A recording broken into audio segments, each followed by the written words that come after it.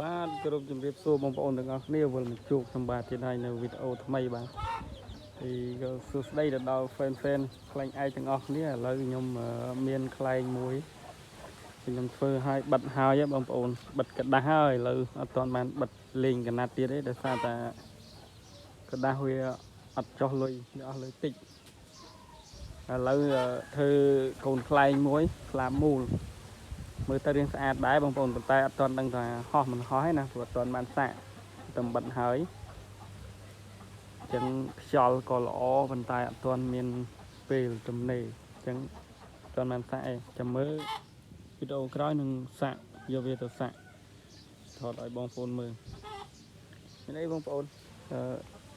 សាកធ្វើតូចនេះធ្វើដោយសារតែឲ្យក្មួយដោយសារតែធ្វើមួយមុននោះបង្ហោះសាកទុកចោលដល់ពេលយើងអត់នៅផ្ទះមកវិញលួចបាត់មេលួចបាត់ទៅចឹងក៏ធ្វើនេះមួយទៀតទៅធ្វើតូចជាងអានោះរឿងខ្ពស់ជាងនេះប៉ុន្តែអានោះហោះហើយតែលួចបាត់ទៅចឹងអានេះតើបានសាកទេចឹងគឺអត់មានអីច្រើនទេបងប្អូនចេញវីដេអូប៉ុណ្ណឹងកុំឲ្យថាយើងអត់បានមានវីដេអូចេញមកថតខ្លែងយើងដែលយើងធ្វើហើយកូនមើលឆ្អឹងមើលអីព្រឹត្តព្រៀងមែនតើបាទខ្លែងមួយ